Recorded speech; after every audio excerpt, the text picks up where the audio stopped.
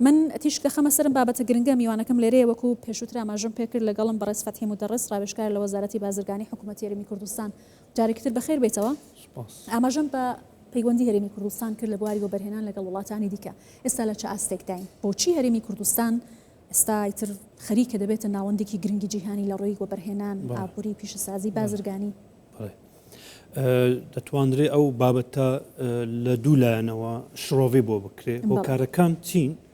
کە کۆمپانیا نێودەوڵەتیەکان شاندەکانی بیانی ڕوو لە هەرێمی کوردستان دەکەن دووەم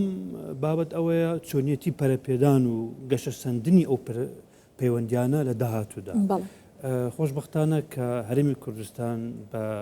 قۆناغێکی گرنگ هەرچەندە ئالنگاریەکان گەلک زۆرن بەڵام ئەو قۆناغە سەقامگیرێکی زۆر بەرچاو لە ئارادایە بنەمای هاتنی ئەو کۆمپانیانە لە سێ فاکتەرەوە خۆی دەبینێتەوە یەکەمیان ژێرخانێکی یاسایی و ئیداری گونجاو بۆ ئەنجامدانی کار و بزنس و پرۆژەکان دووەمیان ئاسایش سەقامگیری سێمیان فاکتەری جوگرافیە هەرێمی کوردستان چەندین دەرفەتی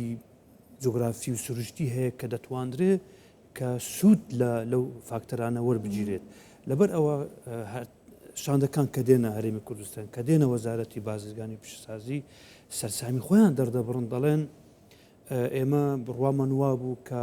شتێککە ببینین بەڵام ئێستا هیوادارین کە لقی کۆمپانیەکانمان لە هەرێمی کوردستان بکەینەوە پەیمان دەدەین کە جارێککە بینەوە بە زیاتر بە ژمارە زیاتر خۆشبەختانە ئەو شێوازە مامەڵەکردنە لەگەر کۆمپانیەکان و دەرگاکان واڵایە بۆ هەموو لایەک بۆ بەرهێنان بۆ کارکردن و بزنس ئێستا ئێمە هەروەکو بە دوواداچوونمان کردووە لە گشت سەکتەرەکان ئێستا شێوازێک لە مامەڵەی نێودەوڵەتی هەیە پێ دەڵێن sustainable development واتە تەنمین مستەدامە ئێمە پێویستیمان بە بەو جۆرە شێوازە هەیە لە مامەڵەکردن بۆ نمونە هەموو شتێک کە پرۆژەکان ئەنجام دەدەین بۆ ژینگە زەرەری نەبێت دووەم کار هەروەها سوود لە وزەکانی تر وەربگرین هەروەها وەبەرهێنان لە مرۆڤ بکرێت لە مرۆڤی کورد باشە بۆ ئەوەی بتوانێت ئەو تاکە کەسەیان ئەو کۆمەلگایە لە داهاتوودا شێوازی باشە بەڕێز فەتحی وەزارەتی بازرگانی و پیشەسازی تا چەندە کەڵکی لەم هاو بەشیە بازرگانی و ئابووریە لەگەڵ وڵاتانی دیکە وەرگرتووە چەندە بەرەو پێشچوون دەبینن لە کاتێکدا هاتنیم شاندانە بەردەوامە و حکوومەتی هەرێم هەوڵی ڕاکێشانی و بەرهێنەری زیاتر دەدات بە هەرێمی کوردستان ئامارەکان جوانترین و باشترین بەڵگەن کە بۆ نمونە ئەگەر 4 ساڵ لەمەوبەر لە سەرەتای کابینەی حکوومەتی هەرێمی کوردستانەوە تاکو ئێستا بەراوردێک بکەین نەک لە 100 دەتوانن بلێن لە 400 ئامارەکان ژمارەکان داتا و ئەحسائیات هەمووی بەرز بوویتەوە ئەوە مانە واتایەکەی ئەوەیە ئەو مامەڵەی وەزارەت بەدەستە جەمعی لەگە گشت وەزارەتەکان بەپێ ئەو کارنامەی حکوومەتی هەرێمی کوردستان هەیەی وای کردووە کە ئامارەکان و ژمارەکان بەرز ببنەوە خەڵک زیاتر لە نێو ستانداردە نێودەوڵەتیەکان تێگەیشتنێکی هەبی تێگەیشتن لە پرۆسی ئەنجامدانی بزنس لە جیهان زۆر گرنگە بۆ نمونە کە پێی دەڵێ نۆهاو چۆنیەتی مامەڵەکردن لەگەڵ ئەو کەرستانەی کە ئیشی بۆ دەکرێت ئەگەر هاتو تێگەیشتنیێکی گونجاو نەبێت ناتوانێت گەشەی پێ بدرێت لەبەر ئەوە خۆشبەختانە هەرێمی کوردستان حکوومەتی هەرێم گرنگی بە کەرتی تایبەت دەدا بۆ ئەوەی ئەو ئامار و داتایانە بەرز ببنەوە لەلایەکی تر تاکە کەسی کۆمەلگای کوردستان کە بگاتە ئاستێکی وە لەسەر ئاستی نێودەوڵەتی بتوانێت ئەوەی ئەنجوم وەکو شێوازێک لە نمونەیەکی زۆر بەرز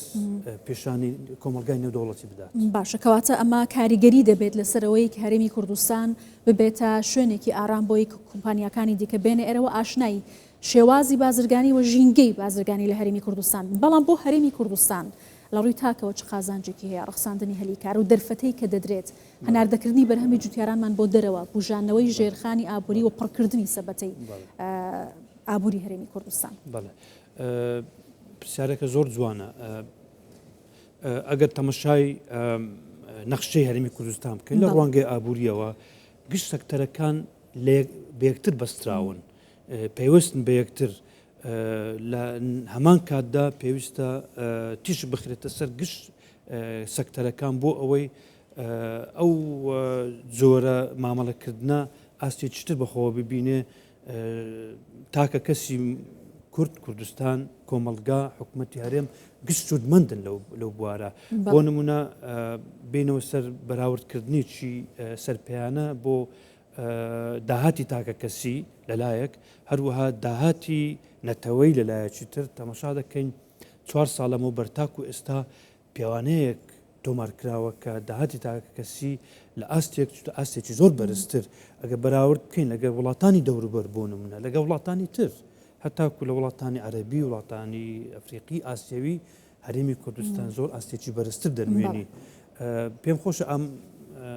ئاماژە بە باسی شاندەکانت کرد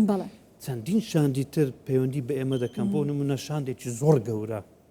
من ڕاستەوخۆ لەگەڵیان لە هەماهەنگیدام کە نیازیان وایە بێن هەرێمی کوردستان شاندێکی وڵاتانی عەرەبی کە پێک دێ زیاتر لە 45 کەس لە ئافرەت لە پیاو لە بزنسمان بزنزومان خاوەن ئافرەت لە گشت وڵاتەکان لە مەغریبەوە تاکو کەنداو چاوەڕوانی ئەوەین کە ئەو بەرنامەی کە بۆیان داڕشتێکی گونجایی بۆ بکەین بۆ ئەوەی لێرە لەگەر کۆمپانیەکانی هاوشێوەی کارەکان دیدار و کۆبوونەوە هەروەها لەگەر حکوومەتی هەرێم لەگەر لایەنە پەیوەندیدارەکان مەبەستم ئەوەیە کە نەک ئێستا شاندی زۆر گەورەتر سەردانی هەرێمی کوردستان دەکەن ئەوەش مانای ئەوەیە ئێمە توانیتمان کە تا ڕادەیەکی زۆر هەرچەندە ئاگەریەکان زۆرن بەڵام جۆرێک لە خۆنواندن لەسەر نەخشەی جیهان بڵین ئێمە دەتوانین زۆر شت بکەین.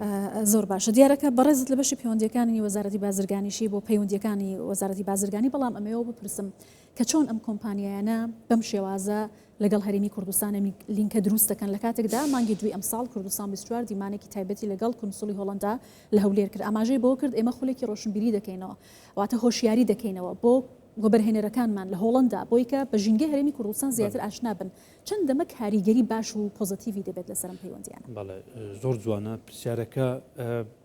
دەستگاکانی ڕاگەیاندن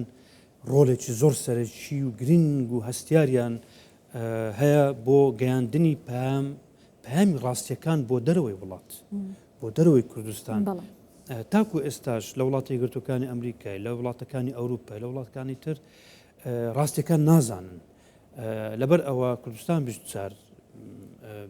گرینگە کە پەیام بە زمانی بیانی نەکتەنیا بە زمانی ئینگلیزی بە زمانەکانی ترش بڵاو بکاتەوە چەند راپۆرتێک ئەو راپۆرتانە بە کاری هاوبەش لەگەر دەستگاکانی تری ڕاگەیاندنی نێودەوڵەتی پەیامەکان بگوازنەوە کە هەرێمی کوردستان لە چۆنی دەژی ڕابردووی ئێستای داهاتووی. زۆر باش زۆر سپاس دەکەم بەڕێز فەتحی مودەڕس ڕاوێژکار لە وەزارەتی بازرگانی و پیشسازی حکوومەتی هەرێمی کوردستان کە لەگەڵمان بووی زۆر سپاس.